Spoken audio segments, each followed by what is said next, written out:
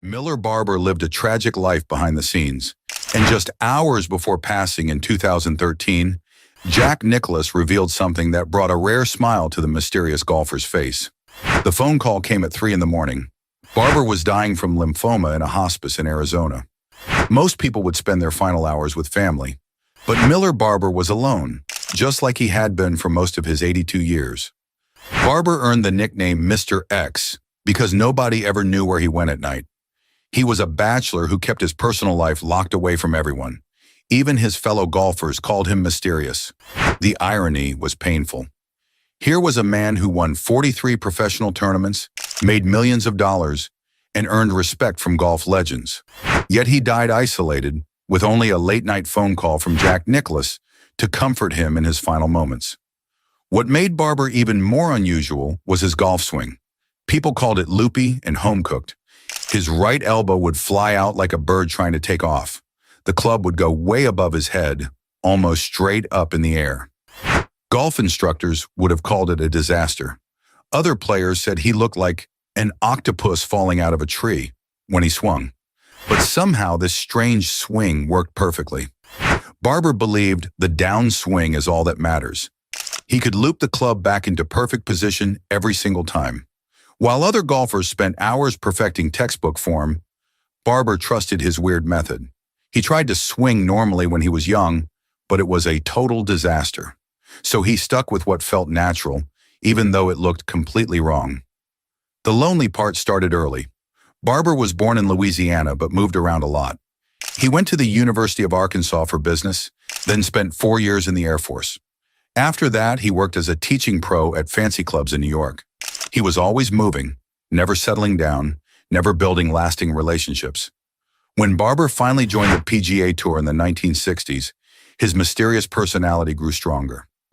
Tour player Jim Foray gave him the Mr. X nickname because Barber never told anyone where he was going at night. Other players would hang out together, eat dinner, share stories. Not Barber. He would disappear into the darkness, sometimes wearing dark glasses and dark clothes that made him look almost sinister. Barber called himself a mystery man with many girlfriends in many cities. But this sounded more like loneliness than romance. He was creating an image to hide the fact that he had trouble connecting with people. The Mr. X persona protected him, but it also isolated him from the golf community that could have been his family. Despite his social struggles, Barber's career was remarkable. He won his first PGA Tour event in 1964 and kept winning for years. From 1967 to 1974, he won at least one tournament every single year. Only Jack Nicklaus matched this streak during the same period. Barber played in 2 Ryder Cups, representing America in 1969 and 1971. His teammates respected his skill, but few got to know the real person behind the mysterious image. The loneliness seemed to get worse as Barber got older. While other golfers retired to spend time with wives and children, Barber kept playing. He joined the Champions Tour in 1981 when he turned 50. This is where his career really exploded. He won 24 times on the Champions Tour, including 3 U.S. Senior Opens. No other golfer has won that championship 3 times, but success on the golf course couldn't fix his personal problems. Barber set a record with 1,297 combined tournament starts on the PGA and Champions Tours. That's an incredible number of weeks spent traveling alone, staying in hotels alone, eating meals alone. Each tournament was another reminder that he had chosen golf over human connections. Before we continue, a quick thanks to FUBO for supporting our channel. If you want to catch live sports action, including golf tournaments where you can see today's players who learn from legends like Miller Barber, Fubo's your go-to streaming service. Check the link below for a special offer. The saddest part about Barber's story is how much respect he earned from other golfers, yet how little personal connection he allowed. Arnold Palmer recognized his talent, saying Barber had great release through the ball, despite his unusual swing. Golf legends knew he was special. They wanted to be his friend. But Barber's Mr. X-inch walls were too high. Barber made over $4 million in his career, becoming only the 3rd player to reach this milestone. He had 24 career hole-in-ones. He was inducted into multiple halls of fame in Arkansas and Texas. On paper, his life looked like a complete success. But awards and money can't cure loneliness. The mystery extended to his living situation. While other tour players bought houses and raised families, Barber seemed to drift from city to city. He never planted roots anywhere. His many girlfriends in many cities comment suggests he had relationships, but nothing lasting. No wife, no children, no close family members who stayed connected. As Barber aged, his isolation became more obvious. Younger players on the Champions Tour knew him as the quiet guy who kept to himself. He would show up, play his rounds, collect his prize money, and disappear. His dark glasses and serious expression made him seem unapproachable. People wanted to respect his privacy, but this just made him more alone. When lymphoma struck, Barber faced his final battle the same way he had lived his life, mostly alone. He entered hospice care in Scottsdale, Arizona. Most dying people are surrounded by loved ones sharing memories and saying goodbye. For Barber, there were no crowds of family and friends, just nurses, doctors, and the approaching end. That's what made Jack Nicklaus's phone call so important. 3 hours before Barber died, the Golden Bear reached out to his former Ryder Cup teammate. Nicklaus called to check on him, to let him know someone cared. The gesture brought a smile to Barber's face, according to reports. In those final moments, the mysterious Mr. X remembered what human connection felt like. After Barber died, PGA Tour Commissioner Tim Finchem released a statement calling him a wonderful player who helped establish the tour and make it the tremendous success it has become. Other golf officials praised his competitive spirit and gentleman's behavior. But these were professional tributes, not personal memories from close friends. Barber had once said he wanted to be remembered as a real competitor and a real gentleman who put the game first. He got his wish, but he also wanted to be remembered as our friend. This part was harder because he had kept most people at arm's length his entire life.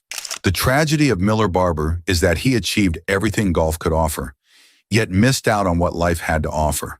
His weird swing worked perfectly, but his social skills never developed. He mastered the downswing, but never learned how to let people get close. He became Mr. X to protect himself, but the mystery became a prison. Miller Barber died as he lived, alone with his secrets.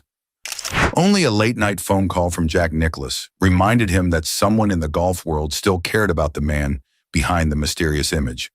It was a small moment of human warmth in a life that had grown cold from too much solitude.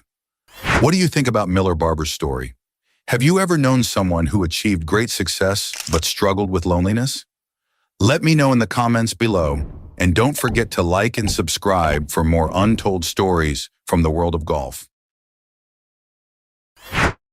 Doug Sanders lived what many would call a tragic life, despite achieving fame as one of golf's most colorful characters. The man known as the Peacock of the Fairways died at age 86 in 2020, leaving behind a complex legacy of triumph and turmoil. Sanders earned his nickname through his incredibly flashy fashion sense. He wore bright, coordinated outfits that matched everything from his gloves to his underwear. This bold style made him stand out in a sport known for conservative dress codes. But beneath the colorful exterior lay a man struggling with demons that would haunt him throughout his career. Born into poverty in Cedartown, Georgia, on July 24, 1933, Sanders picked cotton as a teenager to help his family survive. His introduction to golf came through pure determination. He taught himself the game on a basic 9-hole course near his home, developing skills that would eventually take him to the highest levels of professional golf. An early story reveals Sanders' competitive nature. He initially lost money gambling on chip shots and putts against older players. Instead of giving up, he committed to 3 months of intense practice without any betting. When he returned, he systematically won back his money, walking away with $20, a substantial sum for a poor teenager. Sanders attended the University of Florida from 1951 to 1955, where he played for the Gators golf team. During his senior year, he led the team to a Southeastern Conference championship and a 4th-place finish at the NCAA championships. This success earned him recognition as a Gator great in the university's Athletic Hall of Fame.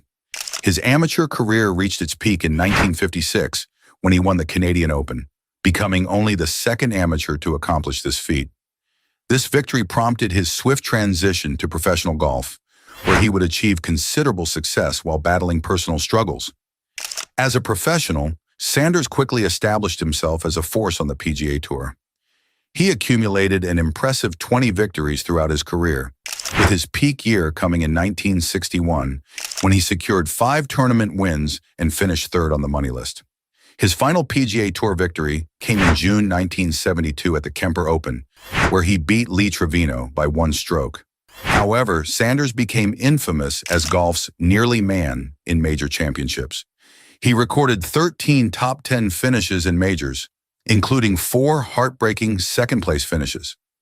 The most devastating came at the 1970 Open Championship at St. Andrews, where he missed a crucial 3-foot putt that would have given him his first major title.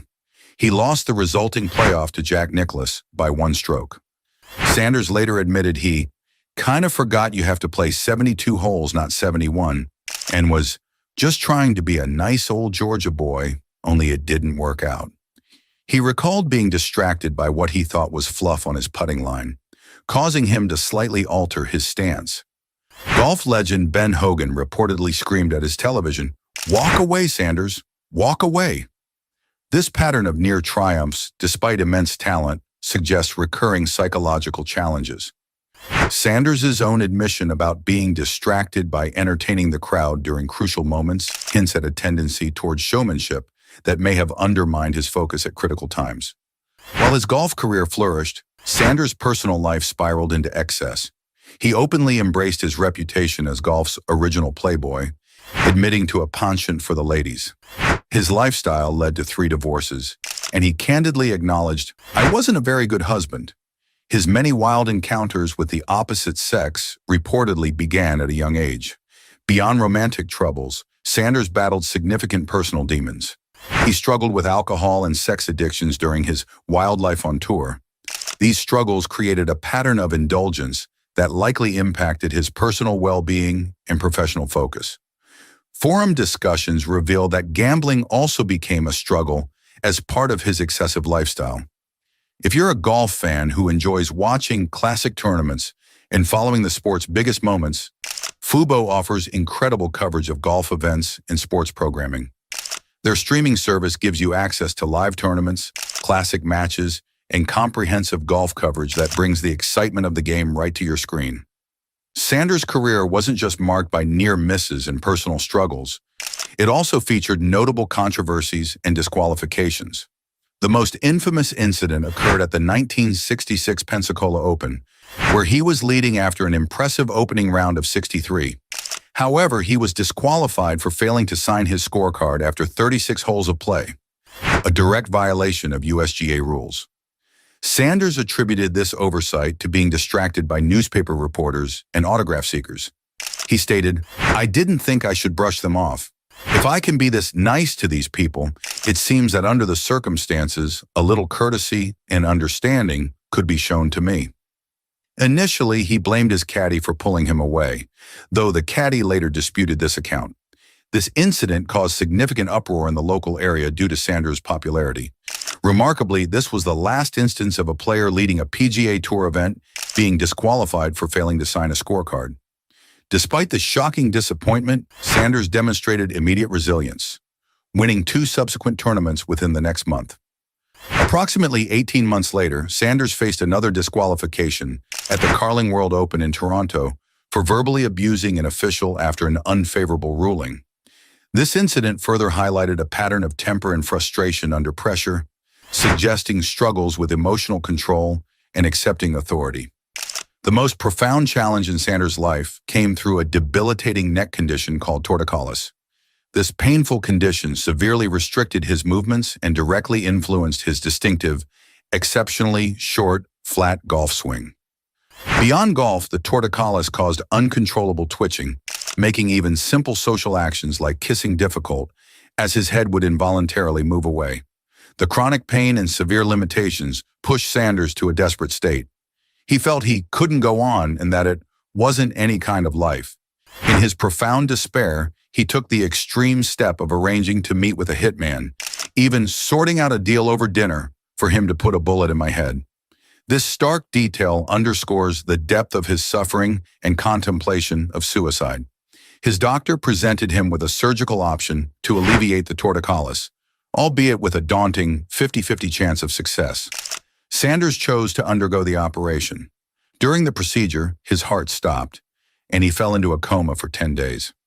Despite these severe complications, the surgery ultimately succeeded in alleviating his condition. The recovery from this near-death experience proved to be a profound turning point. After regaining consciousness, Sanders stood Tony down, referring to the hitman, made the life-altering decision to give up drinking, and found God. This sequence of events served as a critical catalyst for profound personal transformation. Even after retiring from competitive golf, Sanders remained active in the golf world. He successfully operated his own corporate golf entertainment company for nearly 2 decades and sponsored various events. However, his later business ventures faced challenges, including allegations that his charity tournament was shut down due to borderline fraud, though specific details remain unclear. In his later years, Sanders offered philosophical reflection on his complex journey. He stated, "I don't measure life in dollars. A private jet is not what makes a person. I don't think there's anyone anywhere in the world who's lived a better life than I've done." This statement suggests profound contentment found despite his many challenges and transformations. Sanders' life was a compelling tapestry woven with extraordinary talent, flamboyant showmanship, profound personal struggles, and remarkable resilience. His story serves as both a cautionary tale about the costs of excess and a powerful narrative of redemption and personal growth. Doug Sanders passed away on April 12, 2020, leaving behind a complex legacy that extends far beyond his impressive golf statistics. His life reminds us that success and suffering often intertwine in ways that make us truly human. What do you think about Doug Sanders' complicated legacy? Was he a tragic figure or someone who ultimately found peace? Share your thoughts in the comments below, and don't forget to subscribe for more fascinating stories from the world of sports.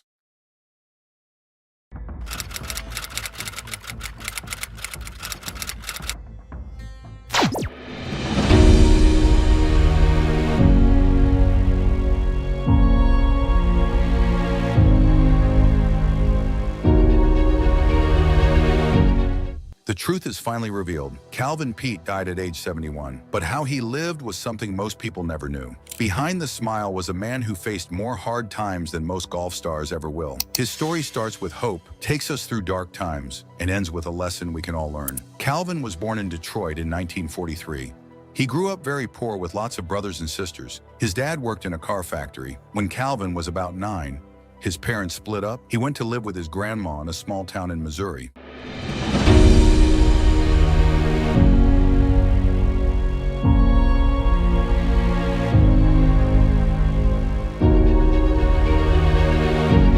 While climbing a cherry tree at age 12, Calvin fell and broke his left arm in 3 places. The doctor did not fix it right. His arm stayed bent forever. He could never straighten it all the way. This arm problem would follow him his whole life. Money was tight for his family. Calvin had to quit school in 8th grade to help out.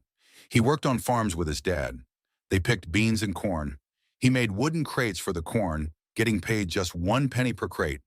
He and a friend made 6,000 to 7,000 crates every day. Can you imagine how tired his hands must have been? As a teenager, Calvin got smart about making money. He started selling clothes and jewelry from his station wagon. He would drive up and down the East Coast following farm workers to sell his goods. He became good at business even without much school. Calvin had never even thought about golf. He thought it was a silly game. Then something amazing happened when he was 23 years old. In 1966, friends took him to what they said was a clam bake. It turned out to be a golf outing. Calvin picked up a club for the first time that day. On his very first round, he got a par on 1 hole. He was hooked right away. After playing, he went straight to a driving range and hit hundreds of balls. The range manager had to ask him to leave so he could close for the night. Most pro golfers start playing when they are little kids. Not Calvin.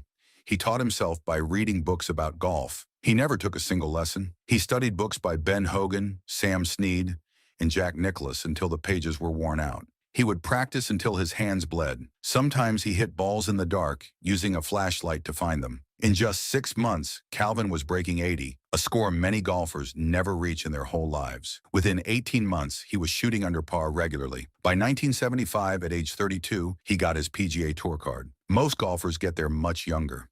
His first big win came in 1979 at the Greater Milwaukee Open. This made him only the fourth black golfer ever to win a PGA Tour event. Between 1982 and 1986, Calvin won 11 more tournaments. His biggest win was the 1985 Players' Championship, one of golf's top events.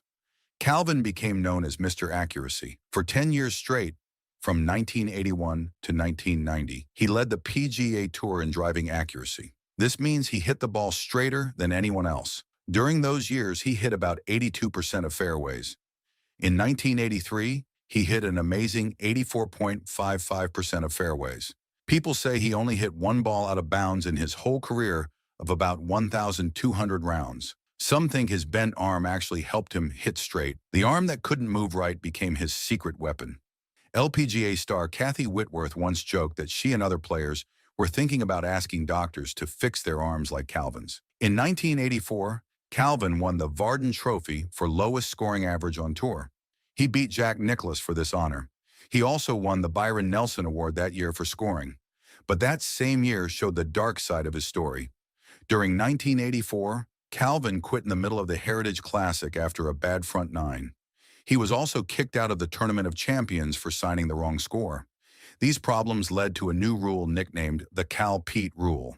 It said players must finish rounds they start if they want their scores to count for awards. Calvin faced racism on the tour. Most golf courses were still very white places. He once said something very telling about the Masters tournament.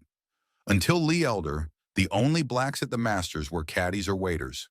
To ask a black man what he feels about the traditions of the Masters is like asking him how he feels about his forefathers, who were slaves. Later in life, Calvin shared that he had been angry about how he was treated while playing on tour. Unlike many other players, he didn't learn golf at fancy country clubs. He had to use public courses that weren't as nice and sometimes were segregated. Making things even harder, Calvin had Tourette's syndrome. This causes people to make movements or sounds they can't control. But he wasn't diagnosed until 1999, long after his top playing days. During his career, people just thought he was nervous when they saw his neck jerk or heard him make strange sounds. The Tourette's got worse as he got older. It hurt his game and made his precise swing fall apart. He tried using magnets to control the tics, but it didn't help much. When Calvin turned 50 in 1993, he joined the Senior Tour, now called the Champions Tour. He played in 158 events but never won. His best finish was fourth place at the 1994 Bell Atlantic Classic. His game was never the same. Back problems and a torn rotator cuff added to his struggles. His bent arm, once helpful, now worked against him as his body aged. His last official PGA Tour start was at the 1995 Players' Championship. In 1989, Calvin started the Calvin Pete National Minority Golf Foundation. He wanted to help kids like him get into golf. He ran clinics for young players who didn't have much money. Sadly, his foundation ran out of money and closed in 1992. Later, a new Calvin Pete Foundation was created with his friend Warren Project Barge. This group is still working today to honor Calvin and help young black golfers. They give scholarships and hold tournaments for students from historically black colleges. Despite winning 12 PGA Tour events and his amazing accuracy record, Calvin was never put in the World Golf Hall of Fame. This snub has been noted by many in the golf world.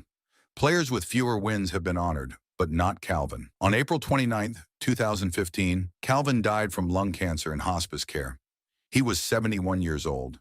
He left behind a mixed legacy, one of amazing success against all odds, but also of struggle and feeling like an outsider.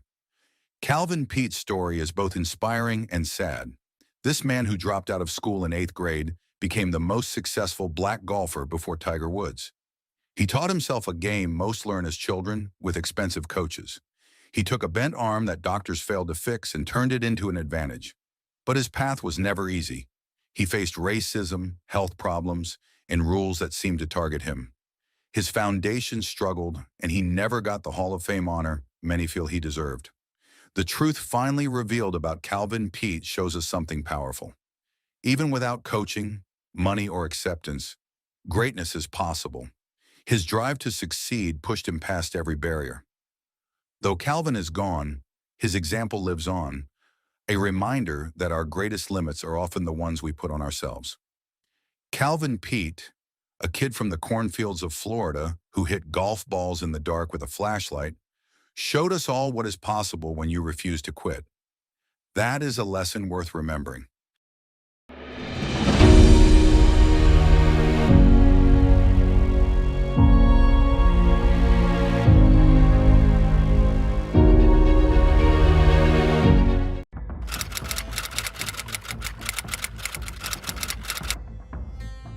On October 25, 1999, the sports world was rocked by a bizarre and tragic event, the death of golf legend Payne Stewart. But what led to this horrifying crash, and why does it remain one of the most chilling moments in sports history? The final flight. The day began with what should have been a routine journey. At approximately 9:19 a.m. Eastern Daylight Time, a Learjet 35 took off from Orlando International Airport in Florida. On board were 6 people, including Payne Stewart, who was heading to Dallas for the Tour Championship, the PGA Tour's season-ending tournament. The aircraft had already completed one short flight that morning, departing Orlando Sanford International Airport around 7:54 a.m. and arriving at Orlando International about 16 minutes later. There it picked up Stewart and 3 other passengers. With 5,300 pounds of fuel, enough for nearly 5 hours of flight, the journey to Dallas should have been straightforward. At 9:27 a.m., the pilot acknowledged a clearance from air traffic control to climb to 39,000 feet. The aircraft was passing through 23,000